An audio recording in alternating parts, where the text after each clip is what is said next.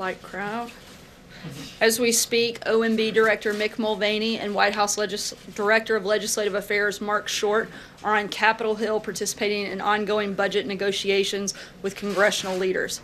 The President urges Democrats to adhere to the so-called Schumer rule and not hold the government hostage in an attempt to advance a radical political agenda. We must fully fund our military and ensure our brave men and women in uniform have the resources they need. They're always there for our country, and we must not let partisan bickering get in the way of the government taking care of them. The President wants a clean funding bill that fulfills our obligations, takes care of our military, and keeps our people safe. And with that, I'll take your questions. Cecilia. Thank you, Sarah. The President says that when Steve Bannon was fired, he not only lost his job, he lost his mind. Does he feel betrayed by Steve Bannon? Does he regret hiring him? I think the President's statement is extremely clear what his position on Mr. Bannon is. It was pretty lengthy and pretty detailed, and there's not really much to clarify or to add. But is there regret there? I mean, he says a lot in this book, and they did have a long and close working relationship. So is there a sense of betrayal? Once again, I think the President's statement fully addresses what his position and what his relationship with Mr. Bannon is. April? Sarah, when was the last time the President talked to Steve Bannon? And this is a serious question.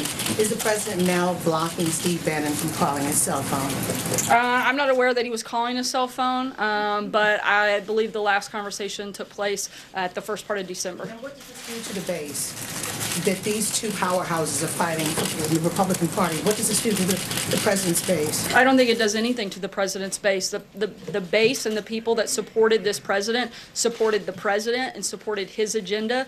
Those things haven't changed. The President's still exactly who he was yesterday as he was 2 years ago when he started out on the campaign trail. His agenda hasn't changed, and he's continuing to fight for and push for that agenda. And I think the base is extremely excited and happy with the job that this President has done in his first year in office. Look at all he's accomplished. I think they're pretty happy with where he is. Peter? Steve Bannon has a distinct following, the alt-right, and some people who may not necessarily be for the other, people who are xenophobic. What happens there? I think that's a question you're going to ask Steve Bannon. The President's base is very solid. It hasn't changed because the President hasn't changed and his agenda hasn't changed. And we're continuing to accomplish a lot of the things that were on the President's agenda as we did last year, and we're going to do a lot more this year as we move into the beginning of 2018. Peter? A couple questions. I'll try to make these simple. First, did the President's You don't think I can handle the hard ones? Did the President's son, Donald Trump Jr., commit treason? I think that is a ridiculous accusation and one that I'm pretty sure we've addressed many times from here before. And if that's in reference to comments made by Mr. Bannon, I'd refer you back to the ones that he made previously on 60 Minutes, where he called the collusion with Russia about this president a total farce. So I think I would look back at that. If anybody's been inconsistent, it's been him. Certainly hasn't been the president or this administration. So to follow up on that, did the President meet any of Donald Trump Jr.'s guests at that June 2016 Trump Tower meeting on that day? As the President has stated many times, no, and he wasn't part or aware of that. Finally, John Decker? If I can ask you, after the tweet about nuclear threats, the nuclear button tweet, should Americans be concerned about the President's mental fitness that he appears to be speaking so lightly about threats regarding the nuclear button? I think the President and the people of this country should be concerned about the mental fitness of the leader of North Korea. He's made repeated threats. He's tested missiles time and time again for years. And this is a president who's not going to cower down and is not going to be weak and is going to make sure that he does what he's promised to do, and that's stand up and protect the American people. Sorry, Peter, I'm going to keep moving. But John? isn't it possible that he could misinterpret that? You said he's unpredictable, so couldn't he misinterpret a tweet like that if he's so unpredictable? I don't think it's, I didn't say that. I think it's extremely clear what the President's position is, and our position on North Korea hasn't changed since the beginning. This is a president who is committed to protecting Americans and protecting the people of this country, and he's not going to back down from that. John? Thanks a lot, Sarah. It's a very harsh statement that the President put out today, and it's not the first time that Steve Bannon has been topic A here at the White House briefing. The last time, as you made reference to, was after his interview on 60 Minutes, and during that White House press briefing on September the 11th, when a series of questions were asked of you at the time, you were pretty much hands-off in terms of going after Steve Bannon. The president didn't really respond in any particular way to the 60 Minutes interview. What's changed? What's changed between then and now after the interview that he apparently did with Michael Wolff for his book? Look, once again, I think the president and his feelings toward Mr. Bannon are very clear in his statement, and there's really not much else to add beyond that. I don't think there's much gray area in what his feelings are. Francesca? Thank you, Sarah. But to pick up on that, this is a pretty dramatic falling out between the president and someone who worked on his campaign and also worked in this White House very close to him every day.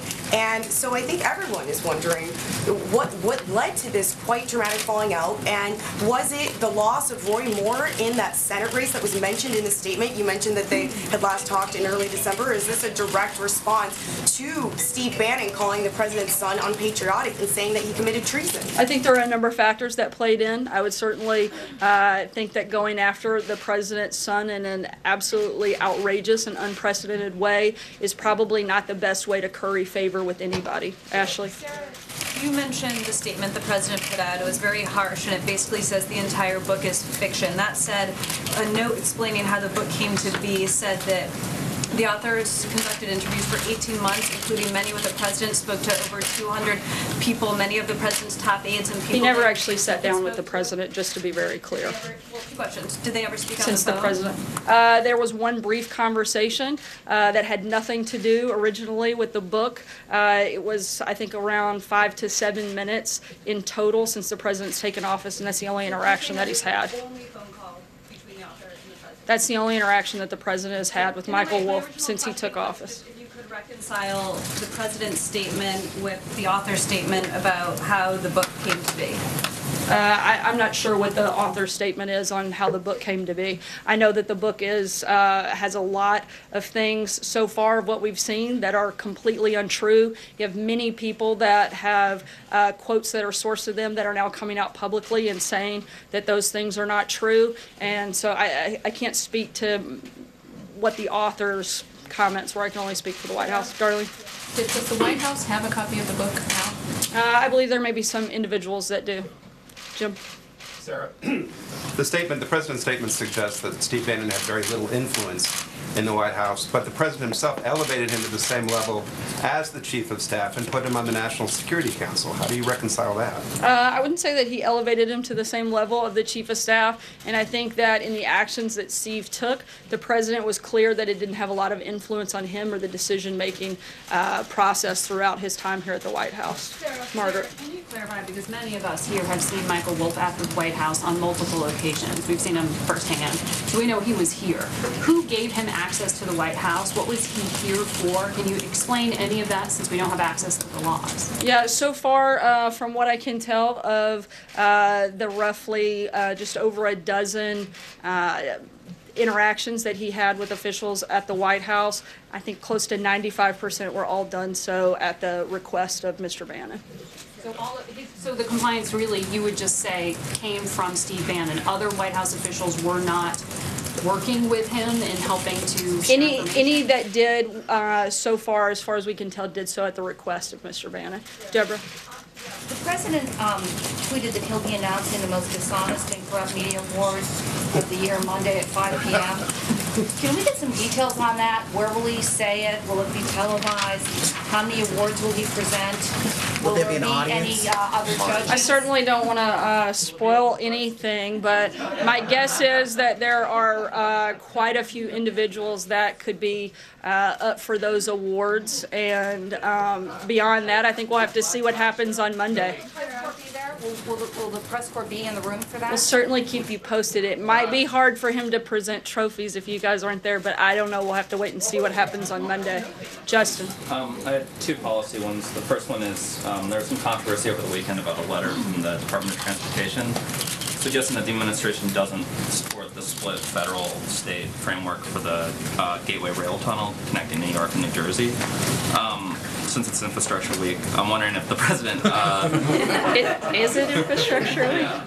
isn't it? in principle supports at least a 50-50 split on that, and if not, what's changed from when he met with the bipartisan New York delegation earlier last year? We don't have any new policy announcements on that front at this point, but as we get further into the year and further into the conversations on infrastructure, we'll be rolling out more details on what we want to do, what we hope to accomplish, and what the plan is to do that. And you got some questions yesterday about the sort of shorter list of demands on immigration. I'm wondering if that's something that Mick Mulvaney and Short brought up to Capitol Hill today as part of those discussions. It's possible that it comes up. We're certainly open to having conversations on that. The conversation today, the primary focus is on the budget. Once again, we'd like a clean budget bill, and so that's not what our focus is going into today's meeting, but our priorities on what we would hope to have in any immigration bill and any DACA deal haven't changed. They would include securing the border with a wall, ensuring interior enforcement, eliminating the visa lottery program, and ending chain migration. All those things are still the same. Stephen? You nailed down some of the data points with respect to Steve Bannon. You said that the last time the president spoke with him was in the early part of December. Was that before or after the special election in Alabama? I'd have to look at back at the exact date and circle back. Take us through the drafting of the statement the president issued today. It's rather lengthy. Did he write it in his own hand? Did he dictate it?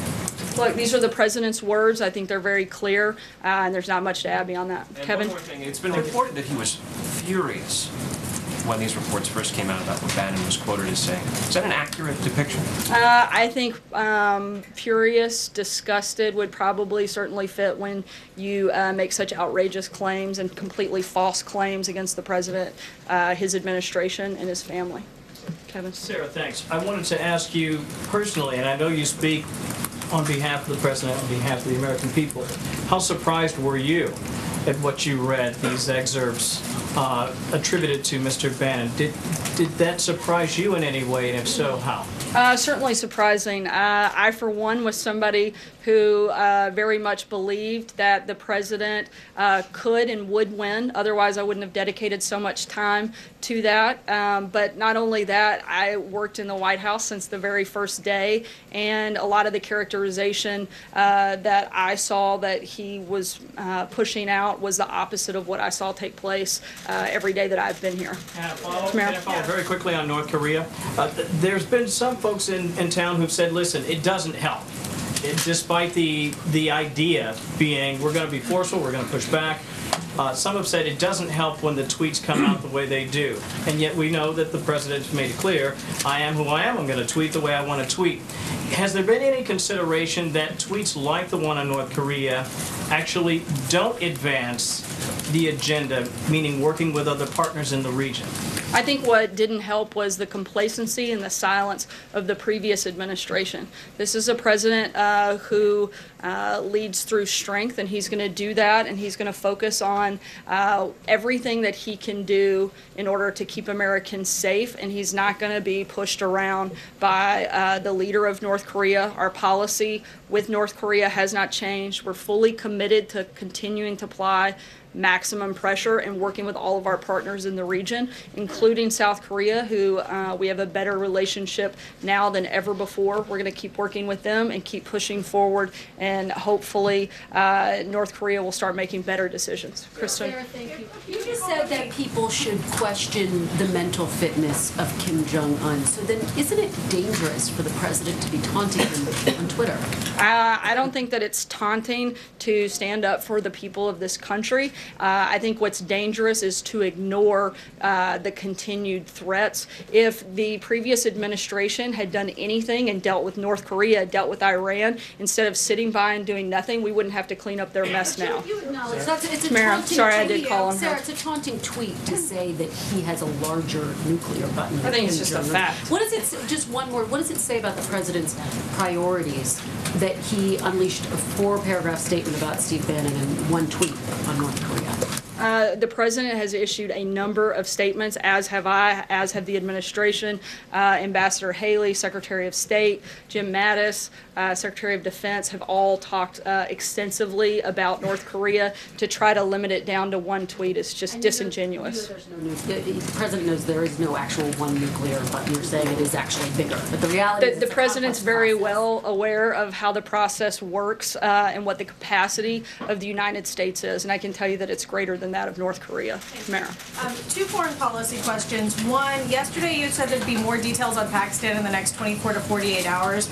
We're seeing some reports that the administration plans to announce as soon as Wednesday or Thursday that it plans to cut off security assistance to Pakistan. Is that accurate? We'll continue to keep you posted as those decisions are finalized. Okay, and then regarding Jerusalem and Israel, the president tweeted last night that we have taken Jerusalem, the toughest part of the negotiation, off the table, but Israel for that would have to pay more. First, taking it off the table, when the president announced that Jerusalem was the capital of Israel, the administration policy was stated as that the borders were not being decided. This doesn't affect negotiations. This tweet seems to contradict that. I don't think so. It doesn't affect the negotiations. We still want to continue to have conversations and continue the peace process. We're still very much committed to that and hope we can continue to push forward in that point. And what is this pay more thing? I'm sorry? He said that Israel would have had to pay more. I'd have to check on the details of that. I'm not sure, Tamara. Jordan? Thanks, Sarah. In light of this book and the back and forth over how much access Michael Wolff had to the White House, will the White House reconsider its decision to block public release of visitor logs? Will you release visitor logs to the public? I don't anticipate any changes to that policy at this point, but if it happens, I'll certainly make sure you guys are aware. John? Yeah, thank you, Sarah. Two questions. First, during the campaign, the president said repeatedly entitlements were off the table and he would preserve Social Security, Medicare, Medicaid, Medicare Part D as they were. Now, with the passage of the tax reform legislation and the recent statements of House Speaker Paul Ryan that entitlements should be considered in the budget, has the president changed his position from the campaign? The president hasn't changed his position at this point. Again, as conversations go on, if that does change, we'll let you know. Trey? My other question. Question. Is it safe to say Steve Bannon is off the list of social invitations for the White House? Probably so, Trey. Since those are controlled by the First Lady, I think her statement's pretty clear on her position as well. Trey. Thank you, Sarah. A couple questions on Steve Bannon and one on North Korea. How would you describe Steve Bannon's role in the White House when he was serving in this administration? I think the president addressed what he feels it was, and to me that's the most important voice in this process, and he's spoken very clearly on that front. And if I could follow up, is the president looking for an apology from Steve Bannon? What is he looking for in the future from Steve Bannon? I don't think anything. If I could follow up on North Korea. Discussing earlier the idea that Kim Jong-un would be the one who is mentally ill, is the president concerned that tweeting about nuclear war could cause someone like Kim Jong-un to act with military force? Again, I've addressed this. I think the president is concerned about the continued threats that this individual has made towards the United States and others, and he's not going to allow him to continue doing that without saying something and standing up for the people of the country. Nita? Two questions. First, 3 former DHS secretaries have said that the deadline for DACA really is this month, that there's not enough time to put a new program in place by March if it's not done this month. Do you all agree with that? I mean, does that make you, feel like you have to get this done sooner? I know there's been some talk here about not worrying about it until March. We'd like to get something done, but again, we want to make sure that we have complete and responsible immigration reform. We're not just dealing with one piece of it, and we've laid out what our priorities are and what it would take for us to make a deal on that. And we look forward to having those conversations and getting that done. Does it have to be done this month, though? I'm sorry? Does it have to be done this month, as they're saying? I don't know that it necessarily has to be done this month. month, look, we'd like to make a deal on securing funding for the border wall, as well as ending chain migration, ending the visa lottery program, interior enforcement. So we'd like to do that right away. So if the Democrats are willing to sit down and make that deal, I think we'd be happy to get that done by the end of the month. Andrew? I said I had a second question. Sorry, okay, we'll do a quick one here. A very quick one, which is I just don't understand the timing of something. Steve Bannon left in the summer, late summer. If the president says he lost his mind when he left, why did he continue to talk to him for so many months? Look, the president continued to have conversations with him, often asked for by Mr. Bannon. The president spoke with him, but that doesn't mean that he can't hold that position. Andrew. Thank you, Sarah. What do you base your... Yeah, I think she's calling me. Your comments about Kim Jong-un's mental stability, is that based on a U.S. government assessment, a psychological assessment, or is that your opinion? I'm not going to get into any further details on that front. Take one last question. Sorry, go ahead, Andrew. In the past day or so... Sorry, I'll come back. Andrew, go ahead. The president enjoyed a slight bump in popularity when he was down in Florida golfing. I'm sure you saw this. Is it possible that Americans like him more when he's out of the news and not tweeting? I think Americans like the fact that he got the largest tax cut in history done. I think they like the fact that they're going to see a lot more of their paycheck. I think they like the fact that American companies are investing back in this country and not other ones. I think they like the fact that American companies are now giving out massive bonuses across the board. We're seeing every single day more and more companies announce decisions like that. I think that's what most Americans certainly were very happy about, particularly as they went into the holiday season and they had a little bit more money to consider spending as they celebrated Christmas with their family. Take one last question. Hunter, go ahead. In the past day or so, we've seen President Trump attack the press, the Justice Department, and now his former ally, Steve Bannon. By attacking critics and key institutions in our democracy, isn't the president engaging in authoritarian behavior? Not at all. The president's simply responding often to news of the day. I think if the president can't respond aggressively to an individual like the leader of North Korea that continues to threaten Americans, then that's a dangerous place that we don't want to go down. You and the president call for critics to be fired from their jobs. That's not the president of North Korea. I'm sorry, I couldn't hear the first part of your question. We've seen both you and the president call for critics to be fired from their jobs. I don't think it's necessarily critics. We're certainly happy for people that have different opinions, but there's a difference between different opinions and different facts, and people are entitled to an opinion, but they're not entitled to their own facts, and we have a big problem with people putting out misleading information. Those are very different things. Thanks so much, guys. Does the president think Steve Bannon is... All right, let's chat through what we just heard. Dana Bash, Gloria Borger, S.E. Cup, Jeff